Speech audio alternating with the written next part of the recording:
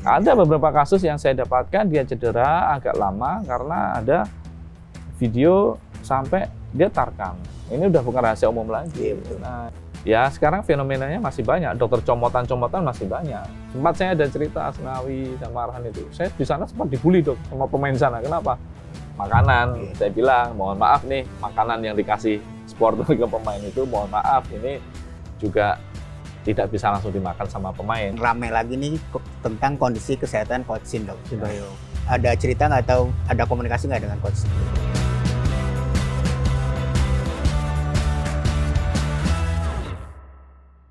Halo teman kumparan, balik lagi bersama gue Akbar dan rekan gue Sony. Kali ini kita berbincang-bincang santai lagi soal sepak bola. Kali ini kita kedatangan siapa nih Son? Kali ini kita masih dari internal timnas. Kali ini kita kedatangan orang yang berjasa atau bekerja seputar kebugaran timnas, gizi timnas, dan juga ya kondisi pemain lah supaya pemain ini tetap fit. Betul. Tanpa berlama-lama kita sambut Dr. Alvan Asyar. Ya, oke dok, langsung aja nih dok. Pertama-tama bisa ceritain nggak dok awal mula berkarir di bidang dokter olahraga nih? Kita sebutnya dokter olahraga nggak apa-apa dok? Dokter ini apa namanya, dokter khusus untuk sepak bola. Nah, dokter untuk khusus. Nah, itu awalnya gimana dok ceritanya?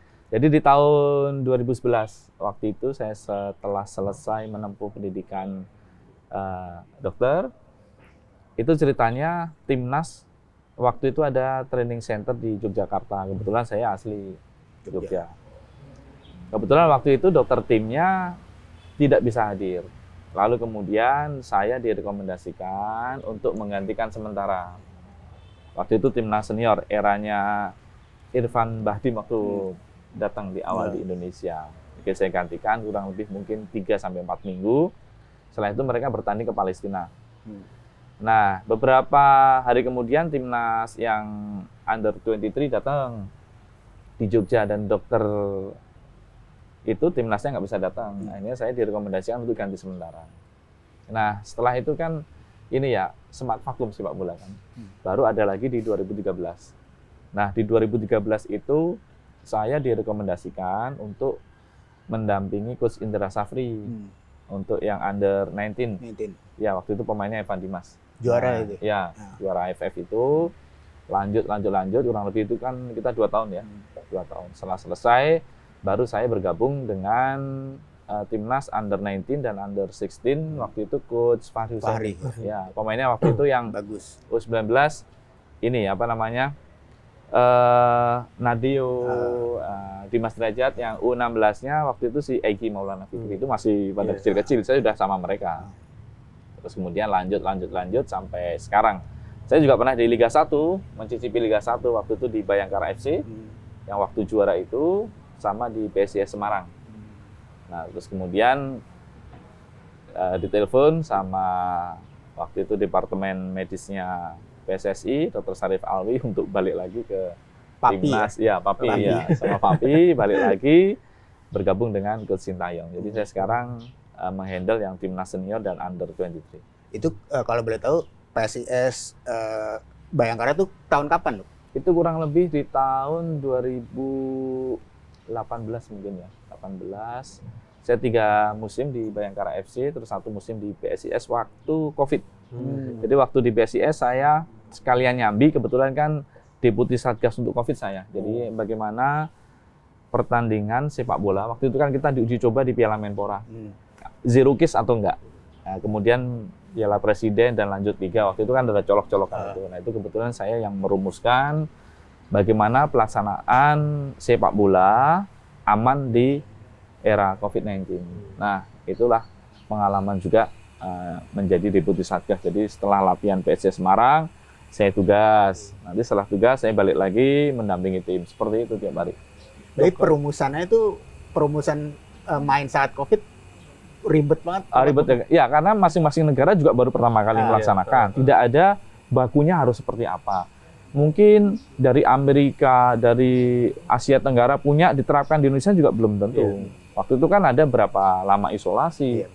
Yang membuat kita agak ribet itu kan kalau isolasi benar-benar 14 hari, sepak bola nggak akan bisa berjalan. Kan waktunya pendek. Nah, sehingga bagaimana kita merumuskan pakai 2 kali swab, kalau itu memang negatif baru masuk. Jadi swabnya itu bisa setiap hari di swab. Karena tim itu mau memastikan tim saya dengan pemain yang inti. Seperti itu. Jadi waktu itu kan ada dari era yang Delta, Omicron, terus kemudian sampai hilang sama sekali. Ini saya mengawal dari awal sampai akhir. Ya, akhirnya sukses ya dok. Ya, alhamdulillah sukses ya. Lalu dok, kan pernah juga di klub, pernah juga di timnas. Nah ini bedanya apa nih dok? Beda di dokter di klub dan dokter di Ya, timnas. pasti beda. Nah, pasti beda. Jadi kalau di timnas itu kan peran dari pelatih, ya, mengkondisikan makanannya harus sesuai standar, pemainnya harus tertib dari bangun tidur sampai tidur lagi. Ini kan memang benar-benar dijaga. Tapi kalau di klub itu kan habis latihan mereka bebas. Mungkin ada yang pulang, ya kan, mungkin ada yang main dan sebagainya, nggak ngerti. Kalau latihan pokoknya yang jelas latihan ada.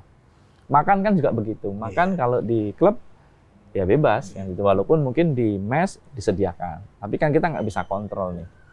Tidur kita nggak ngerti nih, ada yang mungkin begadang dulu, ya kan, pulang pagi, gitu kan.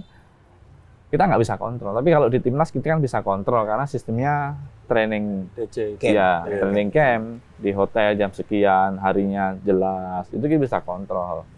Lalu kemudian ya mohon maaf kalau di timnas ini kan memang orangnya benar-benar terpilih ya. Terus kemudian mereka memang mempunyai sense bagaimana saya akan mempertahankan pilihan ketika saya menjadi pemain timnas. Nah, dia jaga tidur, pola makan, latihan, berlomba-lomba. Nah, memang bedanya ada di situ. Nah, kalau di liga ini karakteristiknya berbeda. Ya, jadi kita kontrolnya agak susah. Kontrolnya agak susah. Jadi dalam tanda kutip lebih ribet di klub ya? Karena sebenarnya, iya, lebih ribet di klub. Betul. Karena nanti kalau tiba-tiba pemain ini sakit, pemain ini cedera, kita nggak tahu ini sakit. Contohnya dia diare. Nggak ngerti ini makanan dari mana. Dokternya dituntut, dong ini besok mau main loh. Dokter kok nggak bisa jaga pemainnya? Lah, ini kita nggak bisa kontrol. Ya kan? Dia cedera, ternyata setelah kita lihat beberapa video, dia main tarkam. Ada beberapa kasus yang saya dapatkan, dia cedera agak lama karena ada video sampai dia tarkam. Ini udah bukan rahasia umum lagi. Nah, itu yang menjadi akhirnya performa tim naik turun. Nah, tapi kembali lagi, nanti yang disalahin tim medisnya.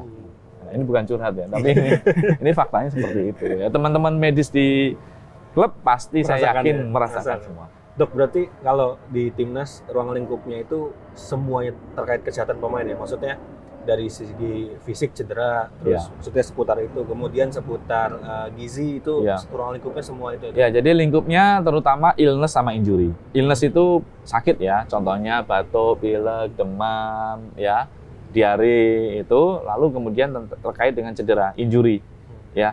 Kalau untuk makan, karena tim ini kan pelatih-pelatih ini kan dari Korea ya, jadi apa yang mereka berhasil di Korea terkait dengan makanan mereka bawa. Contohnya makanannya harus karbohidratnya ini, proteinnya ini, buahnya ini, standarisasinya sama, sampai ke cita rasa mungkin ya. Ini sudah paten, jadi ini sudah berjalan dari awal sampai sekarang. Sehingga tugas kita memantau terkait illness, injury, suplemen apa yang diberikan, ya. Kemudian bagaimana penyiapan hidroterapi, massage setiap hari. Nah, ini selalu kita kontrol. Jadi untuk membuat suatu skema sistematis seperti ini memang di awal memang agak ribet. Tapi kalau udah jalan, pemainnya semua mau diajak kerjasama, ini jadinya ringan, enak ya. Jam ini udah paham. Kita tinggal ngingetin aja nih. Kalau ada yang contohnya ini jadwal massage gitu kan, dia mungkin lupa nih. Kita tinggal aja WA di grup gitu kan. Udah enak. Jadi semua udah sistematis. Lalu dok, sebenarnya di dalam tim medis itu berisikan apa aja tuh dok isinya? Oh ya, di tim medis itu ada dokter tim. Jadi kebetulan cuma saya sendiri. Kemudian saya punya tanggung jawab, staff-staff itu ada fisioterapi. Kalau di timnas senior sama under 23 kita punya 2 fisioterapi. Kemarin waktu di Qatar kita diperbantukan fisioterapi yang dulu pernah ada di timnas Korea Selatan. Ya, ada dulu Mr. Choi itu 4 kali Piala Dunia kalau nggak salah ya. Didatangkan untuk bantu dan ya saya sangat senang karena apa? Saya ada ilmu tambahan, pengalaman tambahan apa yang nggak saya dapatkan di Indonesia. Ternyata ada hal baru penata laksanaan pemain ya, tapping kah dan sebagainya. Lalu kemudian ada 4 orang sport measure, massage. Jadi di tim itu diwajibkan massage setiap hari. Ya walaupun massage-nya dengan dosis tertentu ya, katakanlah ini butuh katakanlah 100%, 90%, ini hanya regio kaki, ini regio atas atau badan, itu ada sendiri. Nanti kita kontrol terkait dengan kebutuhan dia. Itu massage itu berapa lama? Bahkan 4 massage. Ya. Pemain misalnya 23. Ya, jadi kita bagikan nanti ada pagi, siang, dan malam. Nah, ini nanti 4 orang ini punya anak buah sendiri pemainnya. Contohnya kayak mungkin Marcelino, Pratama Arhan, Jai Itses, siapa ini nanti kita buat grup. Ini dengan si A, ini si B. Jadi nanti dia hanya itu. Nah, nanti disesuaikan dengan waktu latihan. Katakanlah waktu latihannya di sore. Berarti pagi siang ini kan free. Mereka bisa masuk di situ. Ada dokter, nanti saya mau minta massage itu malam. Oke, nggak ada masalah. Kita selesaikan. Jadi kalau massage itu ya bisa sampai larut malam. Karena sekali massage itu bisa sampai 25 menit, 30 menit sendiri.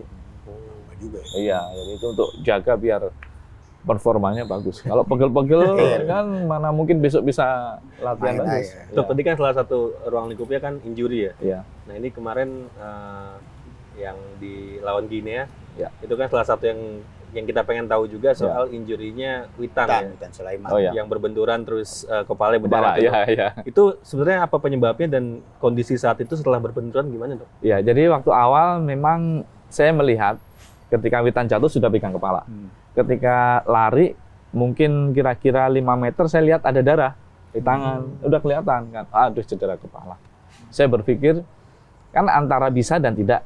Ya kan, cedera kepala kita nggak boleh main-main nih. Iya. Witan juga sebagai kapten gitu. Setelah kita periksa, saya tanya, "Witan, di mana sakit?" Dia pegang sini, bener ada darah. "Tadi kamu kenapa?" "Nggak tahu, Dok, keras banget." "Nggak tahu, Dok, kena sikut atau kena dagu." Itu pemainnya saya nggak tahu. Oke. Terus kita cek kondisi tanda vitalnya, contohnya dia nafas bagus, kemudian sirkulasi darah bagus, nadi bagus, dia sadar, nggak ada gejala-gejala gangguan saraf, tangan, kaki ya. Jadi kita putuskan bahwasannya ini memang hanya murni luka yang ada di kepala, ada perdarahan. Saya lihat kurang lebih panjangnya sekitar 7 cm ya, 7 cm, lebarnya 1 sampai 2 cm ya. Kemudian kita hentikan dulu. Nah, Witan gimana? Kamu bisa main lagi atau enggak dengan kondisimu kayak gini? Kan? Dia bilang sangat bisa. Oke, berarti kita nggak bisa nih langsung memutuskan nggak bisa. Belum boleh kan? Kita masih melihat dulu kondisi pemain bagaimana. Setelah kita simpulkan dan Witan secara mentalitinya siap, nggak ada gangguan.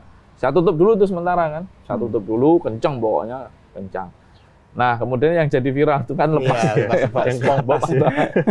Nah, itu karena sakitnya itu kan di atas bukan di samping. Nah, kemudian kan kita harus merapatkan bagian atas. Dan sekali lagi rambutnya Haji Witan, rambutnya Haji Witan itu kan modelnya yang ngembang. Nah, ditambah dia harus lari, ada jatuh, ya kan, sehingga ini ketarik.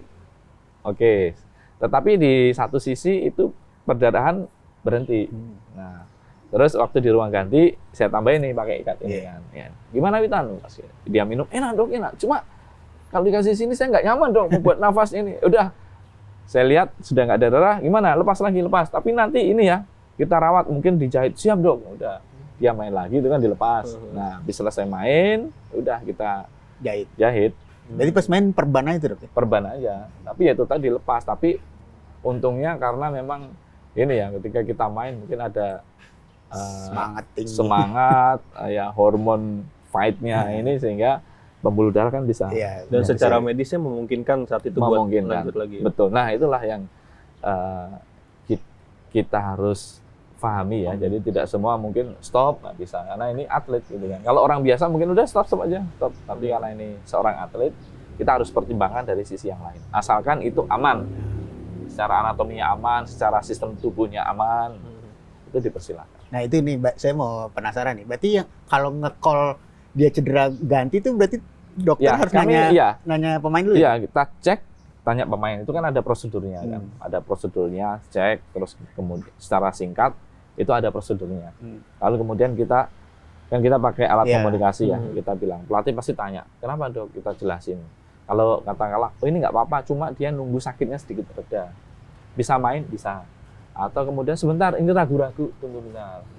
Ada yang kita putuskan memang ini benar-benar tidak bisa, langsung sana siapin pengganti. Berarti memang dari pemain dulu, baru ke dokter, baru ke pelatih. Iya, ya apa ya, ini ya sinergi. Sinergi. Saja. Kita sambil cek, sambil tanya. Terus nanti kalau sudah katakanlah dia benturan di kaki atau apa, kita cek tes spesialnya seperti apa, aman, ya sudah. Jadi pernah ada dong kasus yang maksa gitu, oh ke dok saya bisa nih main. Ada. Ya biasanya kasus kayak kram gitu kan, kram gitu kan. Kita lihat kalau pemain udah kayak stretching gitu kan, aduh, kita kasih tahu. Oh iya siap. Pelatih biasanya sudah mulai nulis nih. Nanti kan dia terjatuh biasanya jatuh. Oke, kita rawat dulu. Udah, enakan biasanya. Gimana, bisa nggak? Dok, saya akan coba dok. Saya akan coba. Itu artinya ragu-ragu. Tapi dia mau fight, gitu kan. Oke, saya coba. Kita kabarin. Dia mau coba. Ya, tapi udah siap. Ini biasanya kayak gini nih, nggak kuat nih. Ya, nanti yang kedua setelah mungkin berjalan 5 menit, nah itu jatuh lagi sudah, itu nggak akan bisa. Baru call ganti ya. Call, iya. Kalau yang terparah apa dok? Yang pernah dokter kalau ketemu case-nya gitu? Ketemu case-nya ya. Kalau ketemu case-nya, kalau dulu saya kan juga di timnas yang usia muda ya, itu kan ada yang patah, ya ada patah ini tulang clavicula, ada patah, kemudian ACL-nya putus. Ya saat itu apalagi usia muda kan rentan sekali ya. Terus kemudian ketika saya di liga itu kan cedera kepala ya, jadi antara waktu saya di Bayangkara itu kepala. Jadi ini pemain belakang mau halo bola, kiper mau maju, mau halo bola juga, jadi benturan, nggak ada komunikasi. Ya udah dua-duanya sakit, tidak ada pergantian lagi. Ditarik keluar berarti. Yang satu ditarik keluar, yang satu kiper harus main dalam kondisi dokter saya nggak bisa main karena regulasi kan tahun-tahun ini kalau nggak salah berubah tuh. Iya, berubah baru kan. Concussion kan ada bisa nambah, bisa tapi kalau dulu kan nggak ada. Ya. Ya udah, akhirnya kita pertahankan salah satu dengan kondisi yang tidak memungkinkan sebenarnya untuk main, tapi regulasi. Itu sering seperti itu. Tapi kalau terkait dengan henti jantung itu ya alhamdulillah sampai saat ini tidak ada dan jangan sampai ada. Kalau yang kemarin Filipina Indonesia bisa ceritain nggak itu? Itu kasusnya gimana tuh? Oh ya. Jadi kan itu 2 pemain ya jatuh ya. Satu Hernando ya, satu pemain dia. Ketika datang, tim medis Filipina datang ke pemain masing-masing. Hernando setelah kita tangani, oke, dia kondisi oke, tiba-tiba di belakang ada yang panggil saya. Dokter, tolong itu kan. Saya lihat, pemainnya itu kayak nafas susah terus diam begitu kan. Tapi ketika saya melihat penanganan karena saya melihat itu cedera ada kepala leher waktu jatuhnya itu. Saya lihat kok penanganannya lain ya, ada tidak diimobilisasi begitu. Ketika saya seperti itu, saya langsung mohon izin ke tim medis mereka. Ini butuh penanganan yang berbeda. Kalau diizinkan, saya yang akan handle gitu kan. Mereka izinkan. Lalu kemudian saya lakukan teknik untuk cedera kepala leher, stabilisasi, lalu kemudian dia bisa bernafas kembali, spontan, sirkulasi darahnya bagus, kita angkat dengan metode lock roll dan sebagainya, karena tim medisnya kan sudah kita kasih ini ya, workshop sebelumnya. Bagus, tapi saya bilang sama tim medisnya mereka, ini nggak bisa ke bench, atau ini nggak bisa hanya ke medical room. Tadinya kan mau dibawa ke medical room, saya bilang jangan, ini harus segera dibawa ke rumah sakit, untuk segera cek mungkin head CT scan atau MRI dan sebagainya. Oke, mereka mengizinkan bahwa dibawa ke rumah sakit. Seperti itu. Berarti dokter juga punya hak untuk menentukan ini pemain kemana. Karena waktu itu sampai ambulan masuk. Ya, jadi ambulan saya lapangan kan. Jadi keputusan ambulan masuk atau tidak itu harus kita pastikan di H-1 saat MCM. Jadi MCM itu saya berhak bertanya ke Meskom. Saat kasus darurat, apakah ambulan bisa masuk atau tidak? Karena beberapa Meskom ini ada yang memperbolehkan, ada yang tidak. Sebenarnya nggak ada masalah, karena semuanya tetap ada SOP-nya. Waktu itu Meskom bilang, sangat boleh sekali dok. Nah, kebetulan kejadian itu. Nah, kemudian saya perintahkan tim medis mereka kan bawa ini ya, bawa HT kan, mereka ambulan suruh masuk. Ambulan masuk, stabilisasi semua oke, masuk. Saya bilang segera call SOP-nya kan call rumah sakit yang terdekat. dituju, ya rujukan tadi, sehingga mereka di sana di UGD sudah siap memindahkan pasien bagaimana, dokter konsulennya bagaimana, siap, nggak boleh lama-lama. Sempat ada masa-masa kritis nggak tuh dok di pemain Filipina itu? Ya itu yang waktu di bawah itu, karena saya lihat kan dia cuma kayak kesusahan nafas gitu, terus nggak bisa gerak begitu kan. Itu kan berarti kejadiannya saat kita datang, saya ke Hernando itu berjalan seperti itu. Tapi kan sama mereka itu hanya di gini-gini kan itu. Loh, saya kan dulu, oh gitu sih salah kan itu kan. Terus saya mohon izin dengan dengan sopan ya mereka, nggak bermaksud merendahkan atau bagaimana. Tapi karena saya melihat ini kok, saya belum pernah juga melihat penanganan seperti itu. Karena SOP-nya untuk cedera kepala leher tidak seperti itu, saya izin. Mereka memperbolehkan. Nah, berarti kalau nge-cross tim itu harus gimana tuh dok? SOP-nya ada nggak? Oh, Misalkan dokter timnas Ya, harus ya. bantuin ini. Ya, ini bukan sekali dua kali. Jadi waktu saya pernah di Liga 1 dulu kan, pernah. Jadi antara tim lawan itu kasusnya sama, cedera kepala juga. Nah, ketika saya melihat kok ini penanganannya nggak sesuai kan, kita bisa ngelihat kan. Kemudian saya baru masuk bantu. Saya mungkin 3 kali itu saya punya ininya dokumentasinya juga. Jadi ibaratnya tim medis ini bisa kok berkawan dengan tim medis lawan ketika kita melihat penanganannya tidak Janggal sesuai. ya. Ya, nah itulah yang kemudian saya bawa di refreshment liga ya. Experience apa yang ada sehingga tim medis FOP namanya, yang tandu apa itu harus komplit alatnya, kompetensinya harus bagus sehingga ketika dia membantu si dokter timnya ini bisa bagus. Jadi nggak usah nanti dokter tim bantu ini itu perlu, ya itu yang perlu dijalankan bersama. Tapi nggak ada masalah, ini saling membantu juga di SOP-nya juga nggak ada. Di regulasi FIFA itu nggak masalah juga, Nggak atau ada, bahkan nggak mungkin nggak ada masalah. regulasinya di. Ya nggak ada. Jadi pokoknya hanya intinya setiap tim yang berhak ya bertanggung jawab terhadap kesehatan dan keselamatan tim, yang pertama adalah dokter timnya.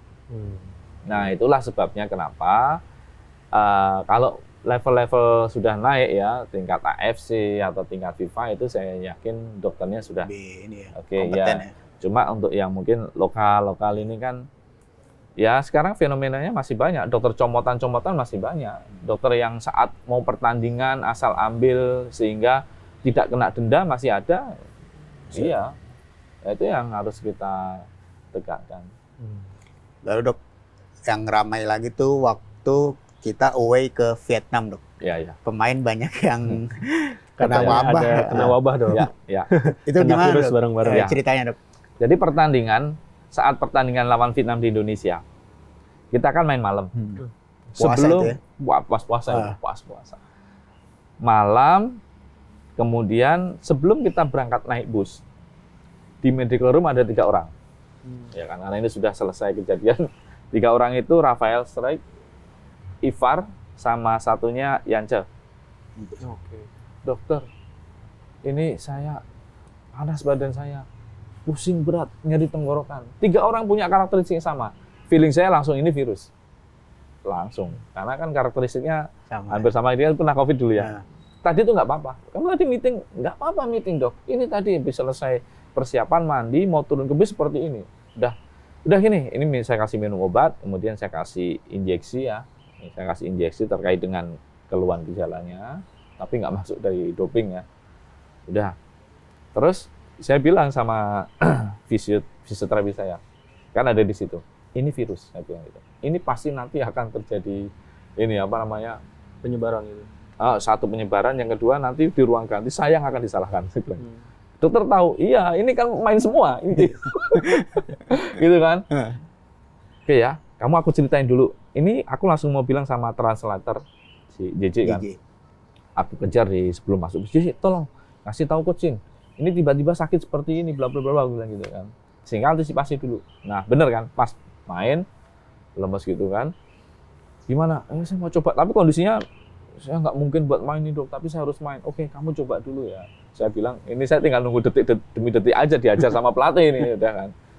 Nah, benar kan, main mereka nggak perform kan, sampai si siapa, Yance itu kan Gigil. menggigil itu, pas half time itu menggigil gitu kan. Terus Rafael sama itu cuma diem, gini aja. Coach sempat marah-marah sama saya, dokter bagaimana gitu. Saya bilang, coach ini virus, saya bilang gitu kan. Ini bisa aja nanti menyebar. Ini tadi saat meeting nggak ada masalah gitu kan. Terus waktu itu saya sempat bilang sama coach, pertandingan selesai, si Yance ini kita rawat dulu, kita kasih infus di situ.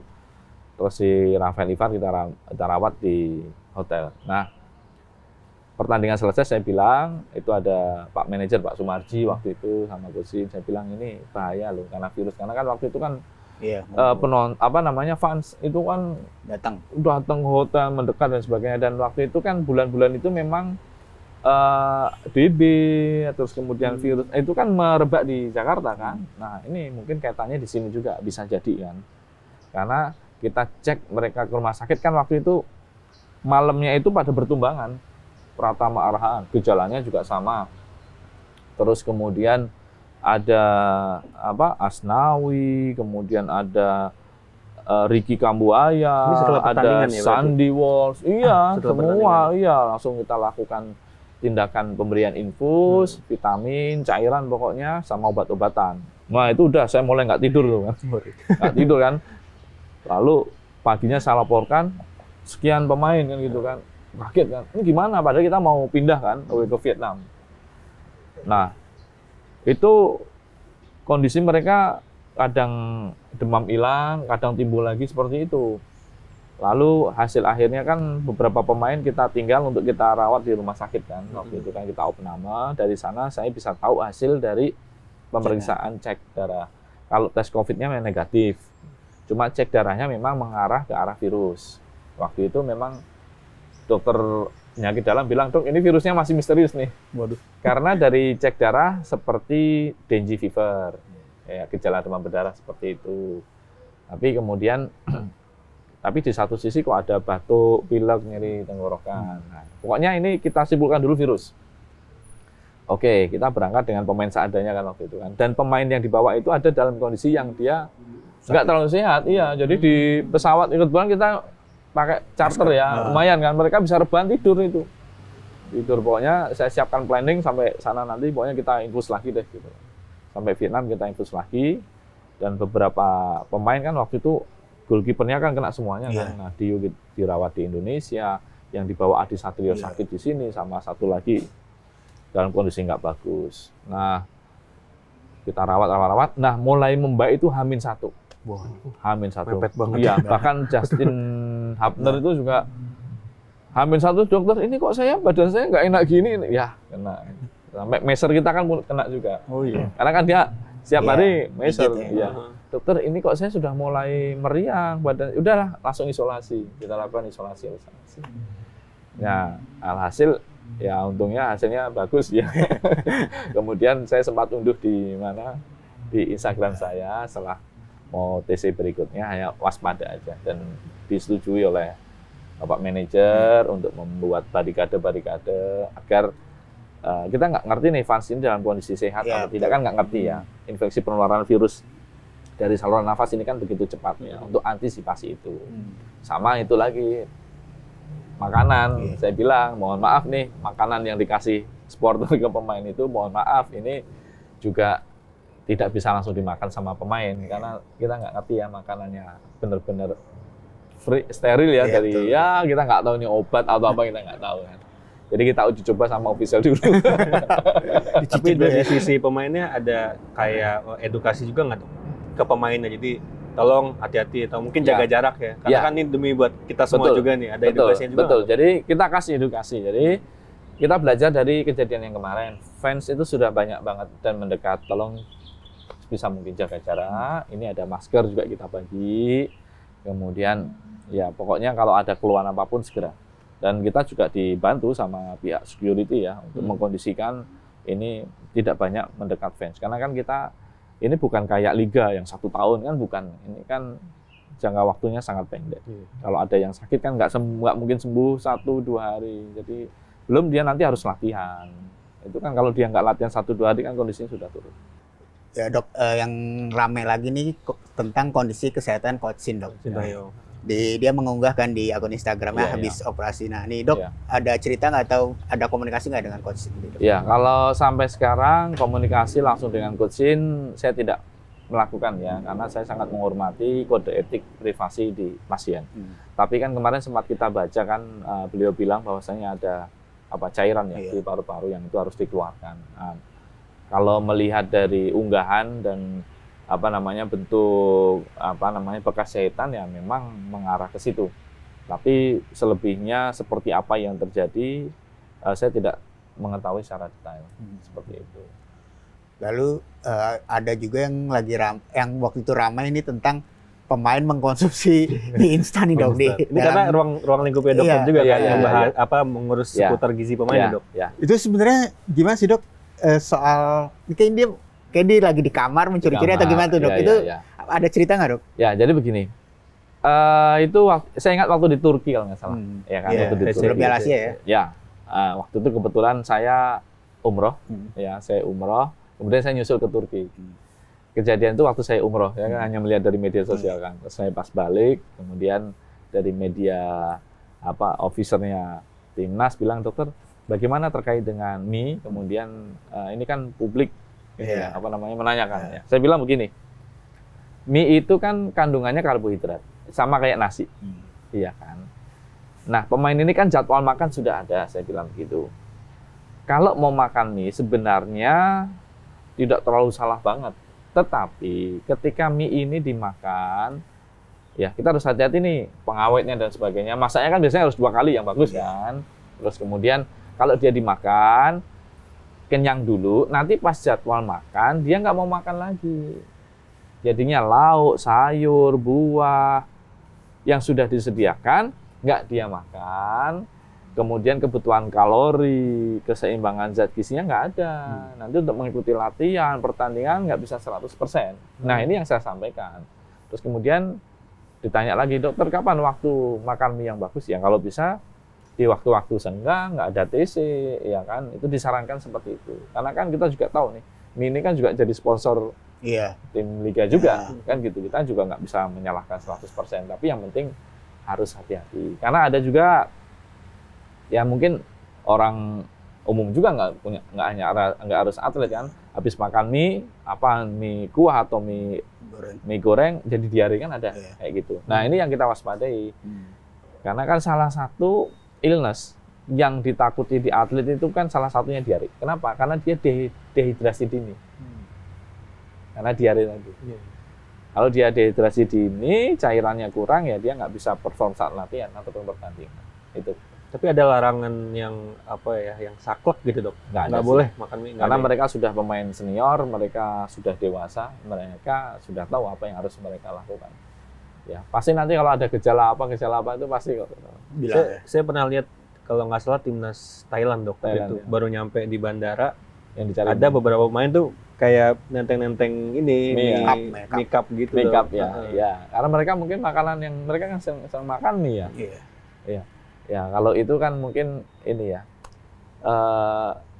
rasa lidah ya mungkin kan boring atau apa ya. Tapi kan tidak bisa kemudian dibenarkan tiap hari nih. Tapi kan kita juga ada gantinya seperti spaghetti kan juga ada.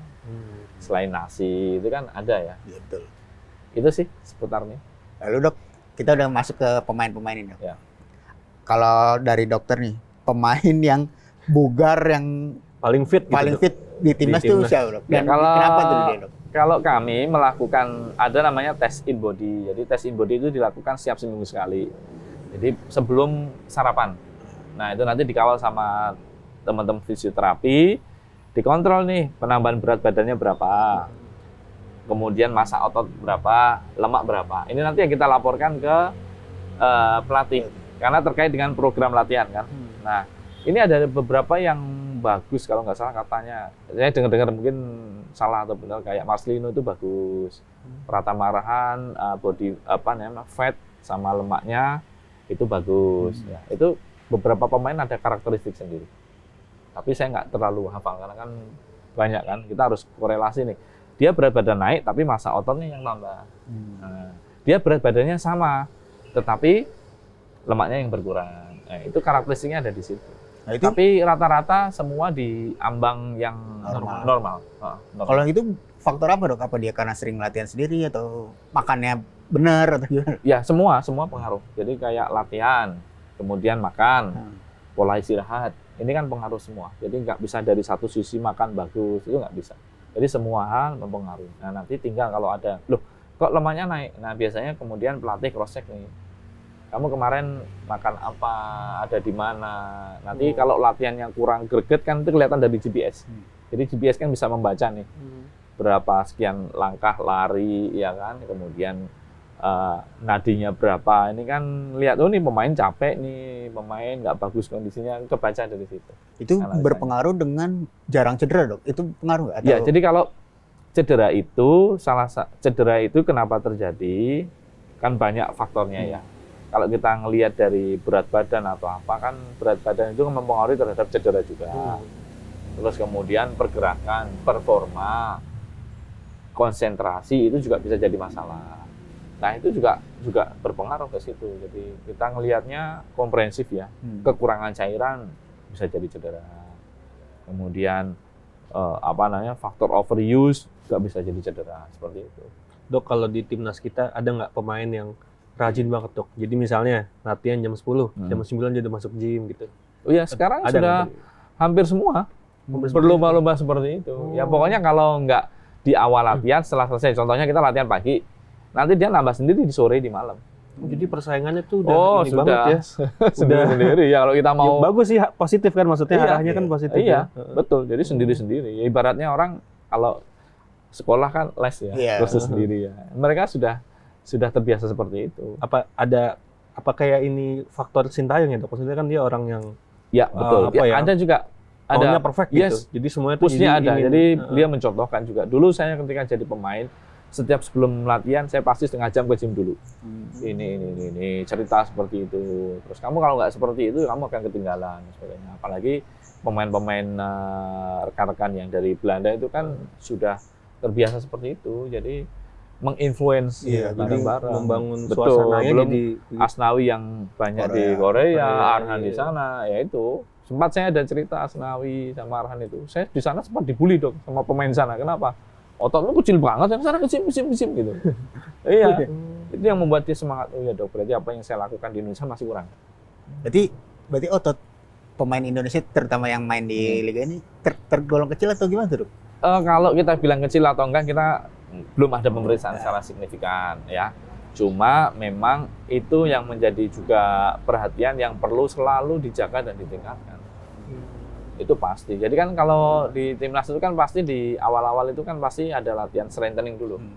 Iya kan, penguatan otot dulu pasti. Karena kan nanti latihannya intensitas tinggi tapi otot sendinya nggak kuat jadi cedera. Itu kan basicnya diperbaiki, ditambahin dulu. Pasti seperti itu siklusnya. Kalau otot lengannya Arhan gede kali kan lemparannya itu ngaruh nggak sih? itu gimana? Dok? Belum Itu tentu apa- juga gede terus enggak. Itu kan terlatih kan itu power ya, ledakan ya. Kan ledakan otot itu belum tentu ototnya harus besar enggak. Itu kan yang kalau kita lihat bodybuilding itu Ya, itu kan besar juga, tapi kan belum tentu tentu, lemparannya. iya. Kayak ledakan ototnya itu. Oh, Latihannya powernya di ya. situ. Itu bakat dok? Apa gimana dok? Saya kan sama Arhan itu juga pernah di BSIS Semarang Iya, gitu betul. ya. Terus kemudian saya pernah lihat Arhan juga waktu kecil, waktu dia masih belum ketemu itu saya dapat video kan. Ini anak ini besok jadi calon pemain bintang. Itu pernah ada pelatih itu ngasih saya. Kenapa? Coba dok lihat lemparannya. Udah punya bakat lemparan jauh. Itu bakat ya. Bakat. Iya. Lalu dok kan itu tadi udah pemain-pemain yang fit. Tapi kalau ada yang bandel yang itu ada nggak sih dok dari tim? Khususnya untuk gizi dan ini ya. Ya, kesehatan jadi ini. kalau saya amati kan kami kan kalau latihan pagi siang malam kan bareng ya. Bareng. Terus saya sering lihat apa yang diambil. Nah, apa. iya. Itu sekarang hampir semuanya rata-rata udah hampir sama. Contohnya ini jam awal ini salad kan gitu kan. Salad dulu. Nanti ngambil porsinya nasi berapa, lauk berapa, ini ukurannya sudah pintar sendiri-sendiri. Jadi makan nggak ada yang makan dikit. Terus kemudian kurang-kurang ini ngambil lauknya yang banyak udah enggak. Sudah. Jadi udah Jadi, sesuai. nanti jusnya ambil, terus ini ambil, ini semua sudah Udah Tapi itu mantap. takaran tuh dari tim Ya kan kedokteran. mereka kan tahu takaran kan sejak usia ini kan muda kan. Dulu kan saya megang under 19 kan pernah ketemu sama mereka, kami ngajarin. Saya pernah di yang under 16 kan pernah kita ajarin cara ngambil itu atlet itu nasi sekian, kalau ini piring, ini lauk, ini. Kita udah pernah ajarin mereka saat mereka usia muda. Nah, apalagi di saat dewasa, pelatih itu kan pasti ngasih tahu, ini yang kamu ambil ini dulu, ini fungsinya ini. Karbohidratnya yang diutamakan karena kamu energi, karbohidratnya bilang ini itu disampaikan juga. Jadi mereka semakin semakin Kalau aware lah. menu makanan gimana dok? Kan karena sekarang kan timnas nih kita campur ya. Ya. Ada yang emang udah tinggal dan besar di Eropa, Ya. ada yang di sini. Apakah jadi ada makanan lokal, ada makanan Nggak western ada, gitu dok? bisa kok mereka. Sama, semua. Bisa, bahkan Menunya sama gitu, kayak Jai itu kan pernah official makan sate, dia makan ingat, coba ini apa namanya sate, dia semua enak gitu kan. Sate, terus kemudian ada apa itu makanan lokal, lotek kalau nggak salah. Kalau nggak lotek, gado-gado apa tahu atau apa itu kan mereka ngambil. Terus saya suka. Lebih gurih malah ya dok. Lidahnya emang ada keturunan Indonesia kok ya. Enak, dia suka ngambil ini. Jadi makanan prepare-nya sama dan semua ngambil. Nggak ada yang kemudian saya bisanya ini, enggak. Tapi di awal-awal nih pemain yang pernah nggak dia curhat soal ini kayak rasanya kurang nih dok? Ya. Pernah nggak dia curhat gitu Oh, soal iya. rasa, soal porsi gitu juga? Ya, kalau cita rasanya kita nggak banyak yang model bumbu-bumbu gitu kan. Terus mereka biasanya untuk apa biar lebih enak makan biasanya campur kecap. Berarti jadi makan. Jadi makanannya kalau apa namanya ada beberapa pemain bilang makanan ya hambar gimana, tapi mereka menikmati. Soalnya saya pernah dok nyobain di salah satu klub lah ya di sini, makanannya pas nyobain sayurnya, wah kurang rasa nih. Jadi Ya, kalau kita kan nggak ada pedas, ya nggak ada pedas, nggak ada asam, lemak-lemak nggak ada kan gitu kan. Itu yang kita prepare. Mungkin nambahnya pakai kecap. Kalau Iya, saya iya. emang pernah dok makan makanan timnas dok. Oh iya. Jadi abis pemain-pemain makan tuh, kadang suka diajak tuh wartawan, sini makan nih, masih banyak sudah makan. Enak-enak emang dan banyak banget menunya tuh. Sayur, terus ya western juga kan, Iya, salad ada. gitu. Iya, salad. Jadi emang top lah dok. Enak-enak. Iya, saya kalau di timnas itu makan itu akhirnya pulang itu agak berat badannya bisa nambah ya. Apa turun juga. lumayan agak ini. Lalu dok, kita balik lagi ke soal dokter sepak bola dok. Kalau sekarang di Indonesia, karir dokter sepak bola tuh udah mulai banyak atau gimana nih dok? Ya, jadi dokter sekarang kan sepak bola sudah mulai ini ya, sudah mulai berkembang ya. Terus kemudian banyak klub yang membutuhkan penanganan medis yang baik. Kebutuhan memang meningkat. Jadi kadang saya sering diminta dokter minta apa namanya rekomendasi dokter siapa. Cuma saya tidak berani asal karena kan begini. Di Fakultas Kedokteran itu kan materi terkait dengan kesehatan atlet itu kan tidak ada. Jadi kalau saya kebetulan ngajar di kampus kedokteran UII, di 5 tahun ini ada materi untuk mahasiswa semester 7 terkait dengan kesehatan olahraga. Karena ketika saya dulu jadi dokter tim pertama kali, saya ini agak bingung. Saya bisa nambah itu ngikut workshop sendiri, seminar sendiri, baik di dalam negeri maupun di luar negeri. Dapat ilmu tambahan, sehingga apa yang menjadi kesusahan saya itu coba dimasukkan ke kurikulum mahasiswa. Nah, dari situlah mereka akan tahu, oh pengelolaan atlet seperti ini, apa yang harus kita ketahui terkait injury dan sebagainya. Nanti ketika mereka pegang tim udah siap. Tapi saya bilang sama teman-teman mahasiswa, nanti kamu dari level bawah dulu. Kamu jangan ke Liga 1. Kamu cari pengalaman Liga 2 lah, seperti itu mungkin Liga 2. Nanti kalau kamu oke, 1-2 tahun Liga 1 butuh, kamu bisa naik. Nah, sekarang sudah mulai nih, banyak dibutuhkan. Ya, dan seminar, workshop, course ini sudah sekarang banyak. Menjanjikan nggak tuh dok? Kalau yang di Liga 1 gitu, sebagai dokter Profesi sepak bola, yang menjanjikan. profesi yang Iya, menjanjikan. kalau memang apa ya, ada beberapa teman yang dia, oke dok, saya sudah nyaman di sini, ya kan. Dia dipertahankan oleh timnya, performanya bagus. Ada teman-teman yang dipertahankan, ada yang di Bali United, di beberapa tempat itu mereka nyaman. Ada yang modelnya dia pindah dari klub satu ke yang lain. Ada modelnya seperti itu. Tapi ada juga yang modelnya, ya dok, saya hanya sekedar cari pengalaman, ya silakan. Sehingga banyak posisi yang kemudian kosong, isi baru, kosong, isi baru seperti itu. Kalau menjanjikan atau tidak tergantung individu masing-masing. Ya. Terakhir nih dok, Ya. apa sih yang dibutuhkan seseorang untuk bisa menjadi dokter sepak bola ini? Ya, oke. Yang jelas pertama dia harus menguasai hal-hal apa saja standarisasi dokter tim. Contohnya di FIFA Handbook itu sudah ada. Contohnya dia harus menguasai nutrisi, hidrasi, injury, illness, itu kan. Kemudian traveling bagaimana, suplementasi bagaimana, itu handbooknya sebenarnya ada. Lalu kemudian itu tadi saya bilang teori, kemudian praktek secara dia saat S1 itu kan tidak semua fakultas kedokteran mengincludekan. Sehingga mau tidak mau dia harus mengikuti ini tambahan di luar, workshop, seminar, course, ya pemasangan kinesiotaping dan sebagainya, itu ngikutin sendiri. Nah, bekal itulah yang nanti bisa dijadikan modal ketika jadi dokter tim. Tolong dok, makan pemain bagaimana? Dok, pemain sebelum bertanding menunya apa? Dok, kita mau latihan malam, nanti pengaturan jam makannya bagaimana? Dok, ini suplementasi yang dibutuhkan apa? Saat cedera bagaimana? Itu kompleks. Kalau kita nggak ngerti ya kayak kerja kayak di puskesmas atau mana kan beda. Orang awam sama atlet. Jadi harus ada khususnya gitu ya dok? Khusus, ya. Betul. Oke deh dokter Alvan, terima kasih banyak atas waktunya. Halo teman kumparan, tadi perbincangan kita dengan dokter Alvan. Sampai ketemu di perbincangan selanjutnya. Bye. Oke. Terima kasih.